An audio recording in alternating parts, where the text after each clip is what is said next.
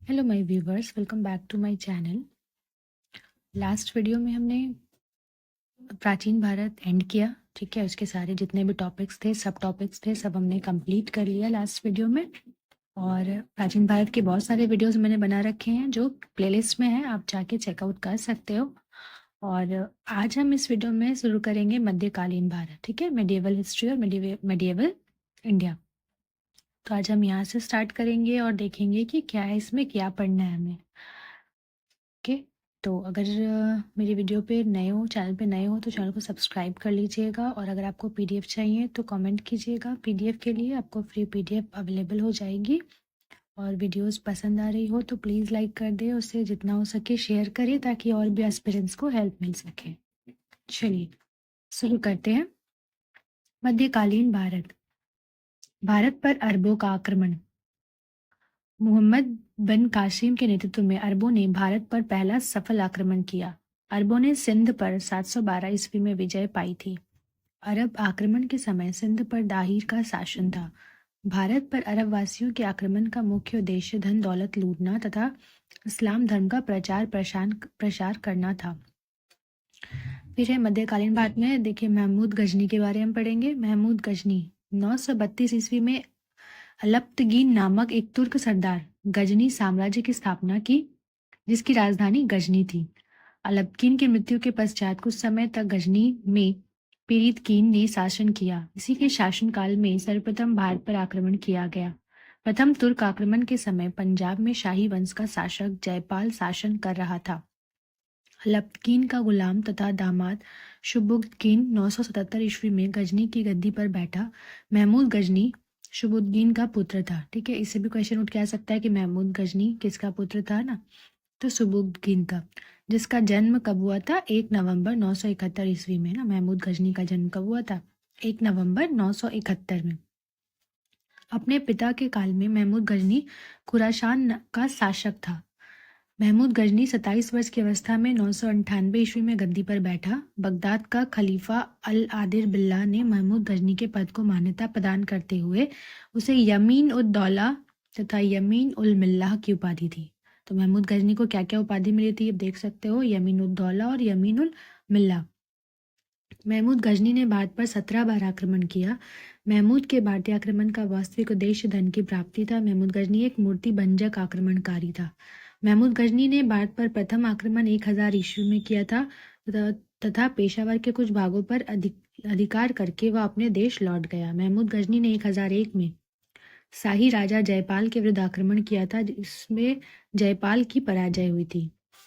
महमूद गजनी का 1008 ईस्वी में नगरकोट के विरुद्ध हमले को मूर्तिवाद के विरुद्ध पहली महत्वपूर्ण जीत बताई गई है। महमूद गजनी ने थानेसर के चक्र स्वामीन की कान से निर्मित आदमकद प्रतिमा को गजनी भेजकर रंगभूमि में रखवाया। महमूद गजनी का सबसे चर्चित आक्रमण 1025 ईस्वी में सोमनाथ मंदिर पर हुआ। इस मंदिर की लूट में उसे करीब 20 लाख दिनार की संपत्ति हाथ लगी। सोमनाथ की रक्षा में सहायता करने के कारण अनहिलवाड़ा के शासक पर महमूद ने आक्रमण किया। सोमनाथ मंदिर लूट कर ले जाने के क्रम में महमूद पर जाटों ने आक्रमण किया था और कुछ संपत्ति लूट ली थी। अब ये कुछ इंपॉर्टेंट नोट है, ये भी देखेंगे हम। सोमनाथ भारत के 12 आदि ज्योतिर्लिंगों में प्रथम है। यह गुजरात में अरब सागर के तट पर है। 13 नवंबर 1947 को सरदार वल्लभ भाई पटेल के द्वारा इसका पुनर्निर्माण शुरू करवाया गया। 11 मई 1951 के दिन राष्ट्रपति राजेंद्र प्रसाद के द्वारा मंदिर में प्राण प्रतिष्ठा की गई। तो ये भी इंपॉर्टेंट डेट्स है, याद रखने होंगे, क्योंकि क्वेश्चंस कहीं से भी उठ के आ सकता है, इसलिए मैं लाइन बाय लाइन आपको रीड करके बता रही हूँ। आप जितने भी इंपॉर्टेंट पॉइंट्स है उसको नोट डाउन करते चलो। ठीक है, पीडीएफ चाहिए तो आप उसके लिए भी मुझे बोलो, कमेंट करके बता सकते हो आप, आपको फ्री पीडीएफ भी मिल जाएगी। ठीक है, और जितना हो सके वीडियो को सही शेयर करें आप लोगों से।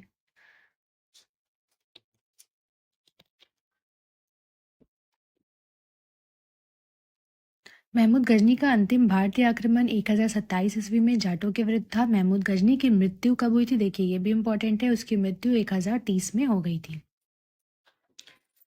फिर है सुल्तान की उपाधि धारण करने वाला प्रथम शासक महमूद गजनी था। महमूद के सेना में सेवंत राय एवं तिलक जैसे हिंदू उच्च पदों पर आसीन थे। अल बरूनी, फिरदौसी, उद्बी तथा फरूखी महमूद गजनी के दरबार में रहते थे ना। ये चारों के नाम भी याद रखने होंगे। ये महमूद गजनी के दरबार में रहते थे। फिर है मोहम्मद गौरी। तो महमूद गजनी हमने देखा, अब मोहम्मद गौरी के बारे पढ़ेंगे कुछ। गौर महमूद गजनी के अधीन एक छोटा सा राज्य था। 1173 ईस्वी में शहाबुद्दीन मोहम्मद गौरी गौर का शासक बना।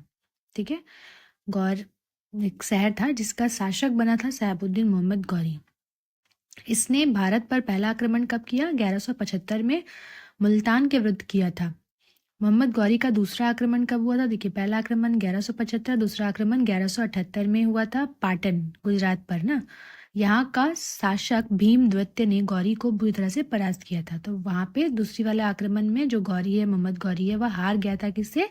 भीम द्वितीय से ना। मोहम्मद गौरी द्वारा लड़ा गया प्रथम युद्ध। देखिए, युद्ध दिया हुआ है मोहम्मद गौरी किस किस वर्ष में वो युद्ध किया था, उसके पक्ष के नाम दिए हुए हैं और परिणाम ना, कि वो जीता था या हारा था, वो दिया गया है। तो ये भी इम्पोर्टेंट है ना।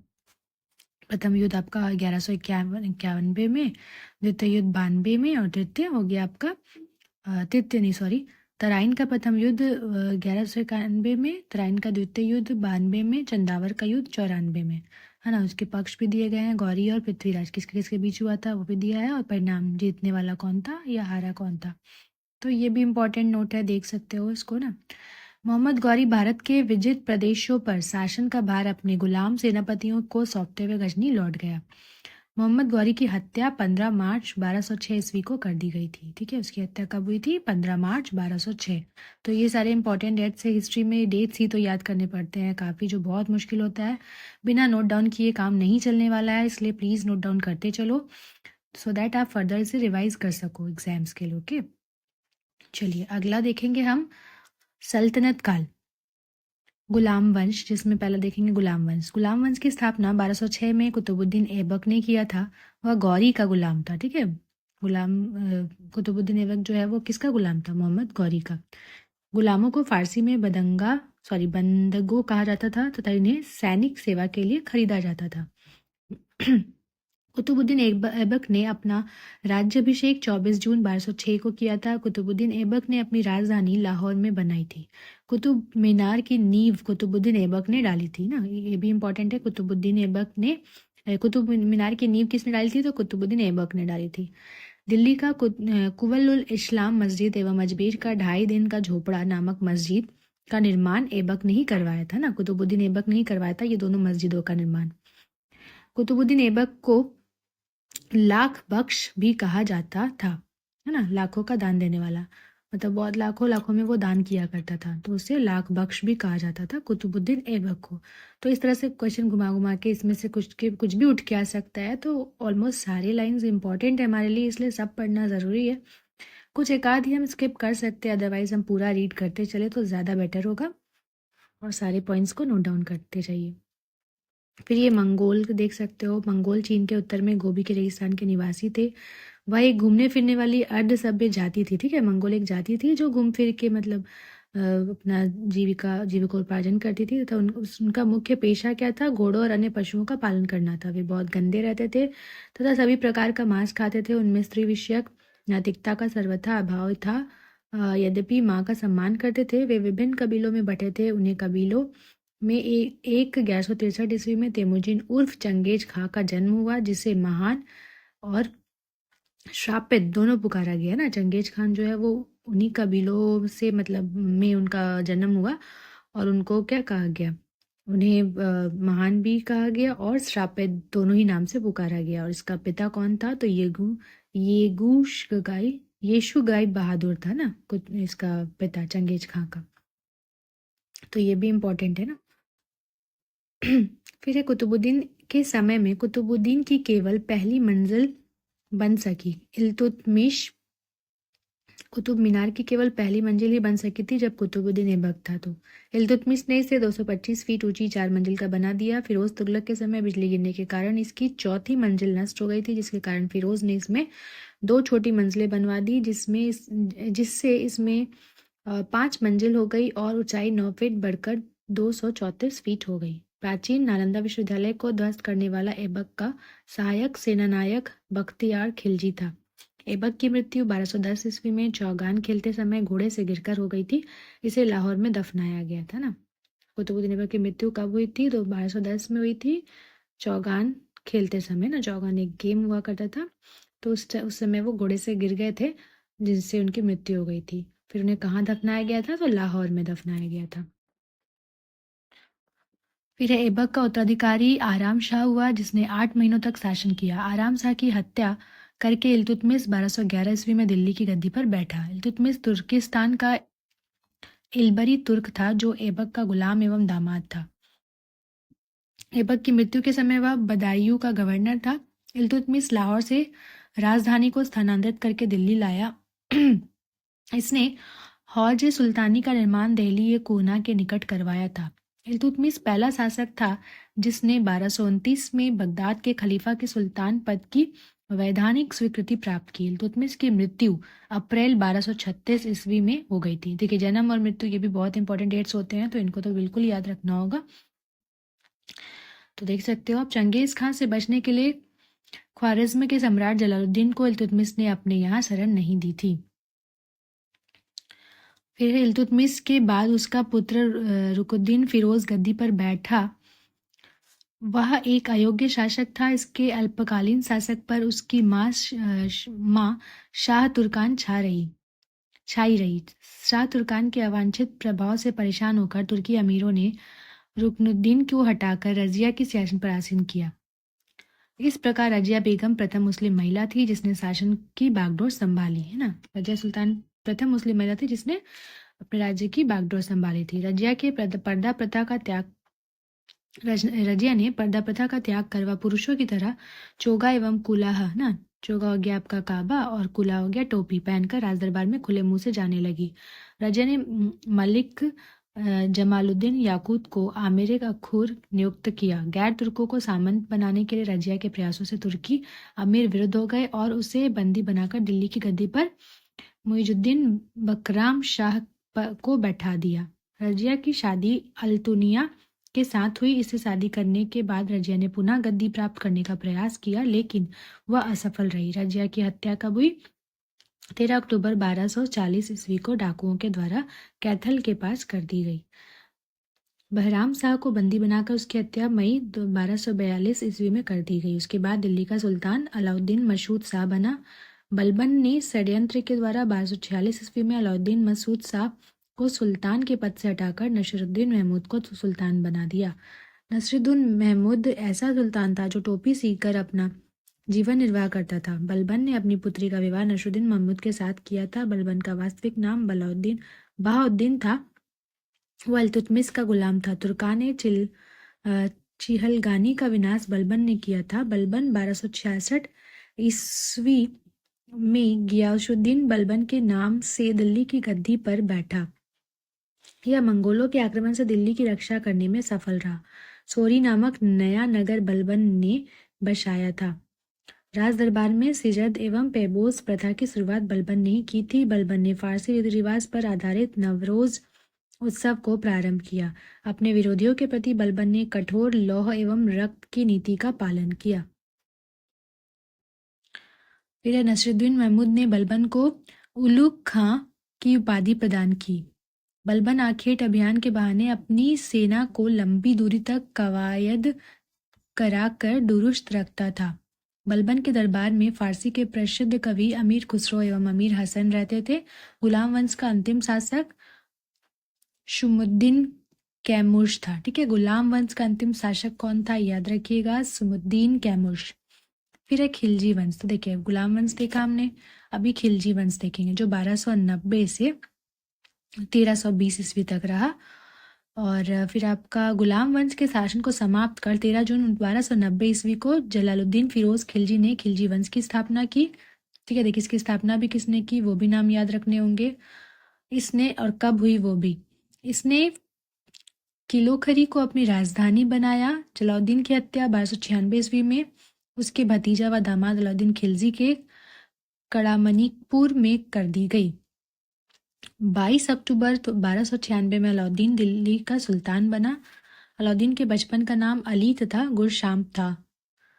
अलाउद्दीन खिलजी ने सेना को नगद वेतन देने एवं स्थायी सेना की नींव रखी। दिल्ली के शासकों में अलाउद्दीन खिलजी के पास सबसे विशाल स्थायी सेना थी। घोड़ा दागने एवं सैनिकों का हुलिया लिखने की प्रथा की शुरुआत अलाउद्दीन खिलजी ने की। अलाउद्दीन ने भू राजस्व की दर को बढ़ाकर उपज को 1/2 भाग कर दिया। ठीक है, उसका आधा भाग कर दिया और इसने खम्स में सुल्तान का हिस्सा 1/4 भाग के स्थान पर 3/4 भाग कर दिया। इसने व्यापारियों में बेईमानी रोकने के लिए कम तौलने वाले व्यक्ति के शरीर से मांस काट लेने का आदेश दिया। इसने अपने शासनकाल में मूल्य नियंत्रण प्रणाली की दृढ़ता से लागू किया। दक्षिण भारत की विजय के लिए अलाउद्दीन ने मलिक काफूर को भेजा। जमायत खाना मस्जिद, अलाई दरवाजा, सीरी का किला व 1000 खंभा महल का निर्माण अलाउद्दीन ने करवाया था। अलाई दरवाजा को इस्लामी वास्तुकला का रत्न कहा जाता है। दैवीय अधिकार के सिद्धांत को अलाउद्दीन ने चलाया था। सिकंदर सानी की उपाधि से स्वयं को अलाउद्दीन खिलजी ने विभूषित किया। अलाउद्दीन ने मालिक याकूब को दीवाने रियासत नियुक्त किया था। अलाउद्दीन द्वारा नियुक्त परवाना नवीश नामक अधिकारी वस्तुओं की परमिट जारी करता था। सनाई मंडी यहाँ देखिए, सनाई मंडी क्या था? यहाँ खाद्यान्नों को बिक्री हेतु लाया जाता था। और सराय अदल क्या था? यहाँ वस्त्र, शक्कर, जड़ी बूटी, मेवा, दीपक का तेल एवं अन्य निर्मित वस्तुएं बिकने के लिए आती थी। ठीक है, तो ये दोनों क्या है ये भी देख लिया हमने। अलाउद्दीन खिलजी की आर्थिक नीति की व्यापक जानकारी जियाउद्दीन बर्नी की कृति तारीख फिरोज शाही से मिलती है। खजाइनुल फरूद अमीर खुसरो, जेला इब्न बतूता एवं फुतुहस्तालीन शामी की कृति है। मूल्य नियंत्रण को सफल बनाने में मुहतसीब एवं नाजीर की महत्वपूर्ण भूमिका थी। फिर अलाउद्दीन खिलजी के द्वारा लगाए जाने वाले 2 नवीन कर चराई कर और घड़ी कर थे। ठीक है, अलाउद्दीन खिलजी ने 2 कर लगाए थे अपने समय में। वो दोनों करों के नाम क्या है? चराई कर, जिसमें दुधारू पशुओं पर कर लगाया जाता था, और घड़ी कर, जिसमें घरों एवं झोपड़ी पर कर लगाया जाता था। तो ये भी इंपॉर्टेंट पॉइंट है, नोट डाउन कर लें आप। अलाउद्दीन खिलजी के शासनकाल में 1297 से 1306 ईस्वी तक मंगोलों के 6 आक्रमण हुए। प्रथम आक्रमण 1297 ईस्वी में कादर खां के नेतृत्व में हुआ था। दूसरा आक्रमण 98 में सल्दी के नेतृत्व में, और तीसरा आक्रमण 1299 में कुतुलुक ख्वाजा के नेतृत्व में हुआ था। और चौथा आक्रमण 1303 ईस्वी में तार्की के नेतृत्व में हुआ था। पांचवा 1305 ईस्वी में अली बेग और तारताक के नेतृत्व में, और छठा आक्रमण 1306 ईस्वी में कबक एवं इकबाल मंद के नेतृत्व में हुआ था। ये सारे आक्रमणों के नाम, कब कब हुआ था, किसके नेतृत्व में हुआ था, ये भी इम्पोर्टेंट है। अलाउद्दीन खिलजी की मृत्यु 5 जनवरी 1316 ईस्वी को हो गई। कुतुबुद्दीन मुबारक खिलजी 1316 ईस्वी को दिल्ली के सिंहासन पर बैठा। इसे नग्न स्त्री पुरुष की संगत पसंद थी। मुबारक खिलजी कभी कभी राज दरबार में स्त्रियों का वस्त्र पहनकर आ जाता था। बर्नी के अनुसार मुबारक कभी कभी नग्न होकर दरबारियों के बीच दौड़ा करता था। मुबारक खां ने खलीफा की उपाधि धारण की थी। मुबारक के वजीर खुसरो खां ने 15 अप्रैल 1320 को इसकी हत्या कर दी और स्वयं दिल्ली के सिंहासन पर बैठा। खुसरो खां ने पैगंबर के सेनापति की उपाधि धारण की। अगला है तुगलक वंश, जो 1320 से 1398 ईस्वी तक रहा। 5 सितंबर 1320 को खुसरो खां को पराजित करके गाजी मलिक या तुगलक गाजी गयासुद्दीन तुगलक के नाम से 8 सितंबर 1320 को दिल्ली के सिंहासन पर बैठा। गयासुद्दीन ने अलाउद्दीन के समय में लिए गए अमीरों की भूमि को पुनः लौटा दिया। इसने सिंचाई के लिए कुएं एवं नहरों का निर्माण करवाया। संभवतः नहरों का निर्माण करने वाला गयासुद्दीन प्रथम शासक था। गयासुद्दीन तुगलक ने दिल्ली के समीप स्थित पहाड़ियों पर तुगलकाबाद नामक एक नया नगर स्थापित किया। रोमन शैली के निर्मित इस नगर में एक दुर्ग का निर्माण भी हुआ। इस दुर्ग को 56 कोट के नाम से भी जाना जाता है। गयासुद्दीन तुगलक की मृत्यु 1325 ईस्वी में बंगाल के अभियान से लौटते समय जूना खान द्वारा निर्मित लकड़ी के महल में दब कर हो गई थी। गयासुद्दीन के बाद उलूग खां या जूना खान मोहम्मद बिन तुगलक के नाम से 1325 में दिल्ली के सिंहासन पर बैठा।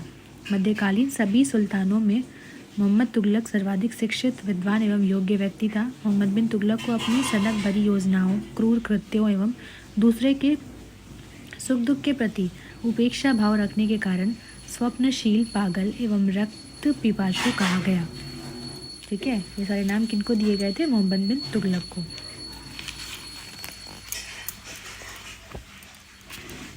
मोहम्मद बिन तुगलक ने कृषि के विकास के लिए अमीर-ए-कोही नामक एक नवीन विभाग की स्थापना की। मोहम्मद बिन तुगलक ने अपनी राजधानी दिल्ली से देवगिरी में स्थानांतरित की और इसका नाम दौलताबाद रखा। मोहम्मद बिन तुगलक अपने प्रत्येक मालिक के सम्मान में 2 पोशाक दिया करता था, एक जाड़े में और दूसरा गर्मी में। तो ठीक है, इसके द्वारा जितने भी काम किए गए हैं ये सारे देखिए, ये भी इंपॉर्टेंट पॉइंट्स है ना, इन्हें भी याद रखने होंगे। कहा जाता है कि डाक प्रबंधों के द्वारा मोहम्मद बिन तुगलक के लिए ताजे फल एवं पीने के लिए गंगाजल मंगवाया जाता था। सांकेतिक मुद्रा के अंतर्गत मोहम्मद बिन तुगलक ने कांसा, तांबा धातुओं के सिक्के चलवाए। ठीक है, कांसा और तांबा के धातु के सिक्के जो किसने चलवाए थे? मोहम्मद बिन तुगलक ने, जिनका मूल्य चांदी के रुपए टंका के बराबर होता था। यहाँ टका होना चाहिए शायद। एडवर्ड थॉमस ने मोहम्मद बिन तुगलक को प्रिंस ऑफ मनियर्स की संज्ञा दी थी। ठीक है, तो ये भी इंपॉर्टेंट है, ऐसे क्वेश्चन आ सकते हैं कि प्रिंस ऑफ मनियर्स की संज्ञा किसने दी थी ना, या किसको दी थी? तो मोहम्मद बिन तुगलक को दी थी। किसने दी थी? तो एडवर्ड थॉमस ने दी थी ना। फिर ये नोट देख लेंगे, सांकेतिक मुद्रा का प्रयोग चीन के कुबलई खां एवं ईरान के गजन खां नामक एक मंगोल शासक ने भी किया था। अफ्रीकी यात्री इब्न बतूता लगभग 1333 ईस्वी में भारत आया था। ठीक है, इब्न बतूता जो एक अफ्रीकी यात्री था मोरक्को का ना, वह भारत कब आया था? तो 1333 ईस्वी में। सुल्तान ने इसे दिल्ली का काजी नियुक्त किया। 1342 ईस्वी में सुल्तान ने इसे अपने राजदूत के रूप में चीन भेजा। इब्न बतूता की पुस्तक रेहला, देखिए इसकी पुस्तक का नाम क्या है? रेहला। उसमें क्या लिखा है? मोहम्मद तुगलक के समय की घटनाओं का वर्णन है। इसने अपनी पुस्तक में विदेशी व्यापारियों के आवागमन, डाक चौकियों की स्थापना यानी डाक व्यवस्था एवं गुप्तचर व्यवस्था के बारे में लिखा है। इसने नगाड़ों की भारी ध्वनि के बीच एक स्त्री की सती होने के दृश्य का वर्णन किया है। इसके कथनानुसार सती होने के लिए सुल्तान से अनुमति लेनी पड़ती थी। मोहम्मद तुगलक के समय जिया नक्शबी पहला व्यक्ति था जिसने संस्कृत कथाओं की एक श्रृंखला का फारसी में अनुवाद किया था। इस पुस्तक का नाम तूतीनामा था, जिसमें एक तोता एक ऐसी विरहणी नायिका को की कहानी सुनाता है जिसका पति यात्रा पर गया है। मोहम्मद तुगलक ने जिन प्रभु शुरी नामक जैन साधु को अपने दरबार में बुलाकर सम्मान प्रदान किया था। मोहम्मद बिन तुगलक की मृत्यु 20 मार्च 1351 की ईस्वी को सिंध जाते समय थट्टा के निकट घोडाल में हो गई थी। मोहम्मद बिन तुगलक के शासनकाल में दक्षिण में हरिहर एवं बुक्का नामक 2 भाइयों ने 1336 में स्वतंत्र राज्य विजयनगर की स्थापना की। ठीक है, स्वतंत्र विजयनगर की स्थापना किसने की थी? 2 भाइयों ने, हरिहर और बुक्का नाम के ना। कब की थी? 1336 ईस्वी में। महाराष्ट्र में अलाउद्दीन बहमन शाह ने 1347 ईस्वी में स्वतंत्र बहमनी राज्य की स्थापना की। मोहम्मद बिन तुगलक की मृत्यु पर इतिहासकार बदायूनी लिखता है, अंततः लोगों को उसने मुक्ति मिली और उसे लोगों से। ठीक है, उसके मृत्यु के बाद एक जो इतिहासकार था बदायूनी, वो क्या लिखा उसने? तो अंततः लोगों को उससे मुक्ति मिली और उसे लोगों से। तो ये किसने लिखा? एक इतिहासकार जो बदायूनी नाम है जिसका, उसने लिखा था मोहम्मद बिन तुगलक की मृत्यु पर।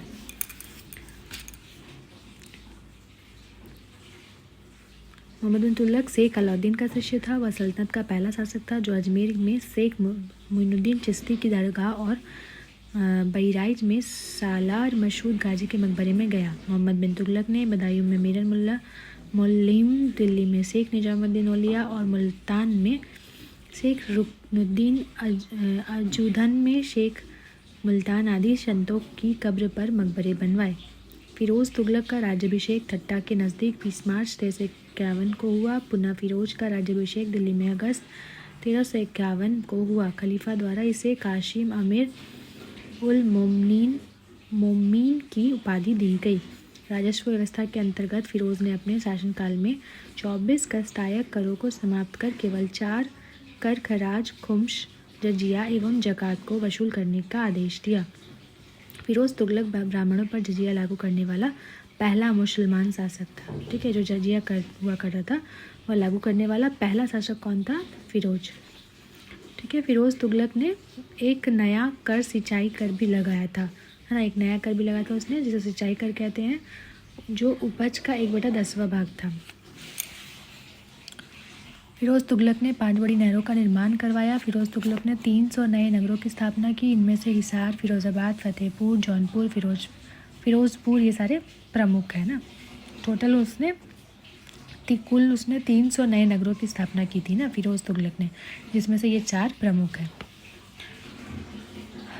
फिर सुल्तान फिरोज़ तुगलक ने अनाथ मुस्लिम महिलाओं, विधवाओं एवं लड़कियों की सहायता के लिए एक नए विभाग दीवाने खैरात की स्थापना की ना। दीवाने खैरात की स्थापना किसने की थी? तो फिर सुल्तान फिरोज़ तुगलक ने ही की थी। किनके लिए? मुस्लिम महिलाओं के लिए ना, जो अनाथ है, या विधवा महिलाओं के लिए, लड़कियों के लिए ना। सल्तनतकालीन सुल्तानों के शासनकाल में सबसे अधिक दाशों की संख्या फिरोज़ तुगलक के समय थी। दाशों की देखभाल के लिए फिरोज़ ने एक नए विभाग दीवाने बंदगान की स्थापना की। इसने सैन्य पदों की वंशानुगत बना दिया। इसने अपनी आत्मकथा फतुहात ए फिरोज शाही की रचना की। इसने जयुद्दीन बर्नी एवं शमसे सिराज अफीफ को अपना संरक्षण प्रदान किया। इसने ज्वालामुखी मंदिर के पुस्तकालय से लूटे गए 1300 ग्रंथों में से कुछ को फारसी में विद्वान अप्पाउद्दीन द्वारा दयाते फिरोज शाही नाम से अनुवाद करवाया। इसने चांदी एवं तांबे के मिश्रण से निर्मित सिक्के भारी संख्या में जारी करवाए, जिसे अद्धा एवं विक कहा जाता था। फिरोज़ तुगलक की मृत्यु सितंबर 1388 ईस्वी में हो गई थी। फिरोज़ काल में निर्मित खाने जहां तेलांगिनी के मकबरा की तुलना जेरूशलम में निर्मित उमर की मस्जिद से की जाती है। सुल्तान फिरोज़ तुगलक ने दिल्ली में कोटला फिरोज शाह दुर्ग का निर्माण करवाया था। देखिए, ये कोटला फिरोज शाह दुर्ग का निर्माण किसने कराया था? फिरोज़ तुगलक ने। ठीक है, कहाँ? तो दिल्ली में। तुगलक वंश का अंतिम शासक कौन था? नसीरुद्दीन महमूद तुगलक। इसका शासन दिल्ली से पालम तक ही रह गया। तैमूर लिंग ने सुल्तान नसीरुद्दीन महमूद तुगलक के समय 1398 में दिल्ली पर आक्रमण किया। नसीरुद्दीन के समय में ही मलिक कुशर्षक की उपाधि धारण कर एक हिजरा मलिक सरवर ने जौनपुर में एक स्वतंत्र राज्य की स्थापना की। तो इस वीडियो में आज हम यहीं तक करेंगे। इसके आगे हम सैयद वंश देखेंगे नेक्स्ट वीडियो में। ठीक है, इस वीडियो को यहीं पे एंड करते हैं और वीडियो को पूरा एंड तक देखना, आप लोग स्किप ना करना। जितने भी इंपॉर्टेंट पॉइंट्स हो सारे नोट डाउन करते चलना, तो डेफिनेटली इससे हेल्प मिलेगा आपको। और अगर मेरी वीडियो आपको एक्चुअल में हेल्पफुल लग रही हो तो प्लीज़ लाइक कर दे, जितना हो सके शेयर कर दे, ताकि और भी एस्पिरेंट्स को इससे हेल्प मिल सके। ठीक है, और चैनल पे नए हो तो सब्सक्राइब कर दीजिएगा और लाइक भी ज़रूर कीजिएगा। मिलती हूँ नेक्स्ट वीडियो में इस नेक्स्ट टॉपिक के साथ। सैयद वंश हम देखेंगे नेक्स्ट वीडियो में। ठीक है, till then take care, bye bye and thanks for watching. और हाँ, अगर आपको PDF चाहिए तो आप मुझे कमेंट करके बताना। Okay, bye bye, take care.